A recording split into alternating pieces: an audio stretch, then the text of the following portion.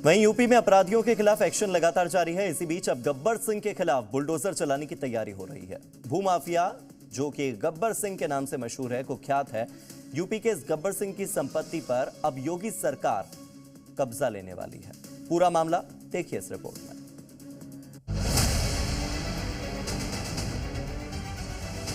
ये शख्स यूपी के सबसे बड़े भूमाफियाओं में से एक है और इसकी गिनती प्रदेश के टॉप 50 माफियाओं में की जाती है। जेल में बंद इस माफिया का नाम है गब्बर सिंह। बहराइच जिले के गब्बर सिंह का असली नाम है देवेंद्र सिंह। यूपी के गब्बर सिंह की हालत योगी फोर्स ने शोले वाले ठाकुर सी कर दी है। उसके हाथ नहीं काटे, बल्कि अवैध कमाई से खड़ी उसकी संपत्तियों पर कार्रवाई कर आर्थिक रूप से उसे बड़ी चोट दी है। यह आलीशान कोठी भी गब्बर सिंह ने काली कमाई से ही खड़ी की थी और अब इस पर स्ट्राइक हो गई।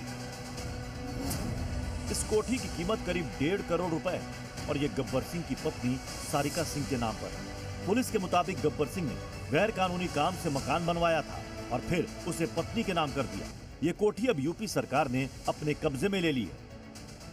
इस समय हम उस जगह पर खड़े हैं जिसको जिला प्रशासन ने कुर्की के आदेश दे दिए हैं और यहाँ पर जिला प्रशासन द्वारा नोटिस करा दी गई है। नोटिस में साफ लिखा गया है कि बहराइच की पुलिस अधीक्षक की रिपोर्ट पर यह कार्रवाई की गई है। गब्बर सिंह जो यूपी के टॉप 50 माफियाओं में शामिल है, उसने अपनी पत्नी के नाम पर यह तकरीबन 1.5 करोड़ की लागत का यह मकान बनवाया था। गब्बर सिंह उर्फ देवेंद्र सिंह ने अपने जवानी के दिनों में जुर्म की दुनिया में कदम रखा था। उसके सिर पर ज्यादा से ज्यादा जमीन का मालिक बनने का जुनून सवार है। इसी जुनून ने उसे भूमाफिया बना दिया। गब्बर सिंह ने गुनाह की शुरुआत 1992 से की थी। उसके गुनाह भी जान लीजिए: धोखाधड़ी, जबरन संपत्ति कब्जाना, रंगदारी मांगने और जान से मारने की धमकी देने और जमीन के नकली कागजात बनवाने के संगीन इल्जाम। अब तक गब्बर सिंह के खिलाफ 56 केस दर्ज हैं। उसके गुनाह सिर्फ बहराइच में ही नहीं, श्रावस्ती, गोंडा, बलरामपुर, फैजाबाद, सुल्तानपुर और अयोध्या तक फैले हुए हैं।